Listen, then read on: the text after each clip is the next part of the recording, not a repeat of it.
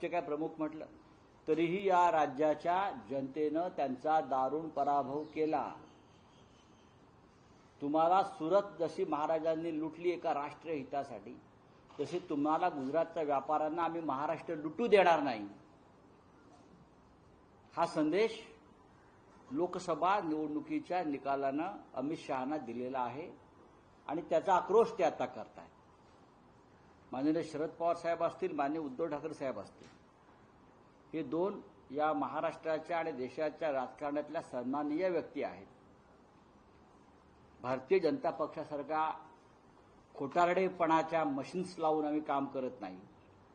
आम्ही ईव्हीएमचे घोटाळे करून, निवडणूक रोख्यांचे घोटाळे करून, ईडी आणि सीबीआयचे घोटाळे करून आम्ही जिंकत नाही. आम्हाला जनतेनं स्वच्छ आणि स्पष्ट मार्गाने विजयी केलेला आहे. काल गृहमंत्र्यांसमोर देवेंद्र फडणवीस कोणत्या प्रकारची भाषा वापरत होते गृहमंत्री, की महाविकास आघाडीच्या लोकांना ठोकून काढा. ठोकून काढा, ही कुठली भाषा आहे? एका गुंडाची भाषा तुम्ही वापरताय गृहमंत्री. या राज्यात कायदा सुव्यवस्था पूर्णपणे ढासळलेली आहे. रस्त्यावरती गुंडगिरी सुरू आहे, चोऱ्या माऱ्या सुरू आहेत, महिलांवर अत्याचार सुरू आहे,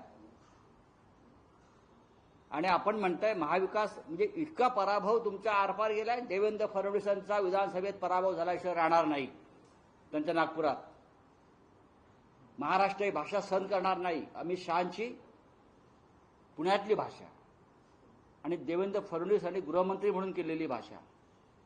महाविकास आघाडीच्या लोकांना ठोकून काढा म्हणजे काय? ही ठोकशाहीची भाषा तुम्ही करताय. गृहमंत्री राजीनामा द्या, अमित शहानी आणि देवेंद्र फडणवीस यांनी गृहमंत्रीपदाचा राजीनामा द्यावा आणि भाषा करून दाखवावी ठोकशाहीची. मग ठोकशाही काय आहे हे महाराष्ट्र तुम्हाला दाखवेल. यानंतर पण अमित शहा महाराष्ट्रात, एक लक्षात घ्या, मग तुम्हाला दाखवेल. हे ईडी सीबीआयचे कमरेला हत्यारं लावून आमच्या अंगावर येऊ नका. तुमच्यात दम असेल ना, ईडी सीबीआय पोलीस बाजूला ठेवा आणि या, मग आम्ही बघतो महाराष्ट्र काय आहे. महाराष्ट्र छत्रपती शिवाजी महाराजांचा आहे. यांच्या डोक्यात औरंगजेब आहे हो, मनात. यांना औरंगजेब हवा आहे निवडणुका जिंकण्यासाठी. हे औरंगजेबाचे फॅन्स आहेत. यांनी ठिकठिकाणी औरंगजेबाचे फॅन्स निर्माण केले. यांना निवडणुका जिंकायच्या आहेत, यांना दंगली घडवायच्या आहेत हिंदू मुसलमान, आणि निवडणुका जिंकायच्या आहेत. म्हणून त्यांच्या तोंडामध्ये आणि मनामध्ये औरंगजेब आहे, आमच्या नाही. बोला. यानंतर पण आता अमित शहा असतील, पंतप्रधान असतील, हे महाराष्ट्रात दौरे करतील. सरकार विधानसभा निवडणुकांची सुरुवात काल त्यांनी केली. वैफल्य, हे निराश आणि वैफल्यग्रस्त लोक आहेत. भारतीय जनता पक्ष हा पराभूत झालेला मनोवृत्तीतून बोलतोय. त्यांनी एक मान्य केलं पाहिजे की लोकांनी आपला पराभव केला, आपल्याला बहुमतातून अल्पमतात आणलेला आहे. मोदी 30 वर्ष अजून राज्य करतील.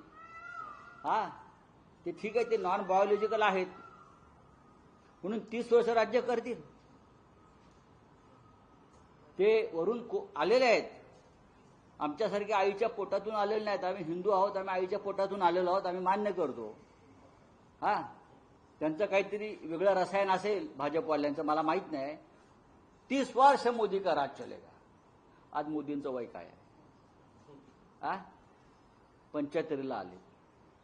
काय म्हणजे तुम्ही इतकं वैफल्य, इतकी निराशा देशाच्या कोणत्याही राजकारणाकडे मी पाहिली नाही. मी मगाशी म्हणालो, घाबरले आणि हरलेल्या मनोवृत्तीतून यांची भाषा महाराष्ट्रामध्ये सुरू आहे. आणि मला असं वाटतं त्यांनी महाराष्ट्रात असे दौरे वारंवार केले पाहिजे. विधानसभेत आम्हाला वाटत होतं आम्ही 175 जागा जिंकू, पण आता 185 जागा जिंकू. महायुतीतले काही नेते म्हणतात की तथ्य असेल म्हणूनच अमित शहा असं बोलले. जर अमित शहाच्या बोलण्यात तथ्य असेल तर तथ्य आणि सत्याचा अर्थ बदलावा लागेल. आणि हे सगळे चमचे आहेत, लाचार आहेत, जे अमित शहाची टाळ कुटेपणा करतायत ना. आम्ही नाही, आम्ही त्यांना घाबरलो ना. आम्ही तुरुंगात गेलो, त्यांनी मला तुरुंगात टाकलं.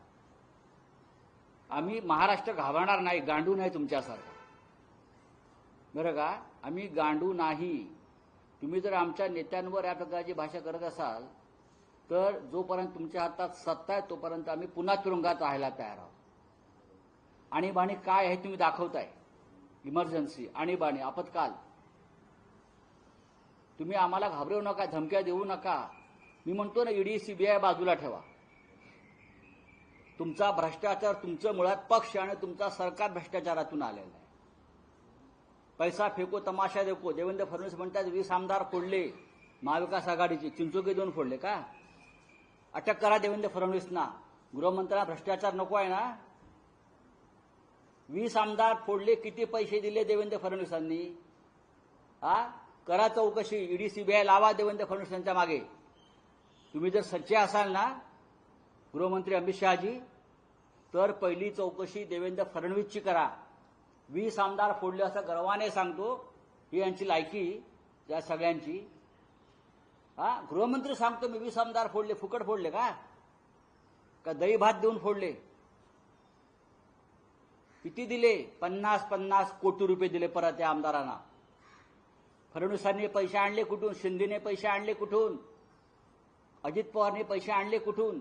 गृहमंत्री अमित शहा चौकशी करणार आहेत, यांच्या मागे ईडी लावणार आहात, तर तुम्हाला भ्रष्टाचारावर बोलण्याचा अधिकार आहे. फोडलेल्या आमदारांना हे पैसे दिलेले आहेत असा आरोप आहे तुमचा? नक्कीच. आता जे 20 आमदार जे ते म्हणतायत ना स्वतः, आम्ही महायुतीचे 20 आमदार कधी फोडले कळलंच नाही. असे म्हणजे जादू आहे का? पैसे देऊनच फोडलेत ना, धमक्या देऊनच फोडलेत ना ईडी सीबीआयच्या. करा चौकशी देवेंद्र फडणवीस या वक्तव्याबद्दल. सर, अजित पवार म्हणतात की आम्ही स्थानिक स्वराज्य निवडणुका ज्या आहेत त्या वेगळ्या लढू. आम्ही मला त्यांच्याविषयी काय बोलायचं नाही. बघा ते त्यांच्या भाषणामध्ये हा देखील प्रश्न उपस्थित झाला. मराठा आरक्षण महाविकास आघाडीच्या सरकारमध्ये आलं तर जातं आणि महाविकास असं काही होत नाही. लोकसभेत हा ठराव आणा. हा विषय लोकसभेचा आहे, तुम्ही घेऊन या ना, आम्ही तुम्हाला पाठिंबा देऊ. आणावा ना. अमित शहा काय बोलतायत? तोंडाचे वाप काय दवडतायत? देशाचा गृहमंत्री कसा नसावा हिंदुस्थान सारख्या, याचा एक नमुना म्हणजे अमित शहा आहेत. पवार साहेब त्याच्यावर सविस्तर बोलतील. कधी काळी आपण कोणत्या गुन्ह्यासाठी आपल्या राज्यातून तडीपार झाला आहात याचं आपण स्वतः आत्मचिंतन करावं.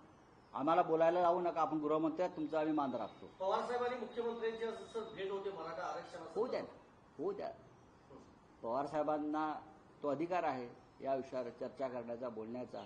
आणि या विषयावरती ज्येष्ठ नेत्यांनी बोलून मार्ग काढावा. बोलिये, क्या बात आहे? कावड यात्रेला घेऊन सर काय हे सांगणं उत्तर प्रदेश नवीन आदेश काढलेला आहे कावड सरकारचा आदेश ज्या प्रकाराने काढलाय. आणि आपण हे पण बघितलं की काल ऑल पार्टी मीटिंग मध्ये एनडीएचेच चिराग पासवान, अजित पवार अजित पवार आणि बघा, याला गांडू विरोध म्हणतो आम्ही.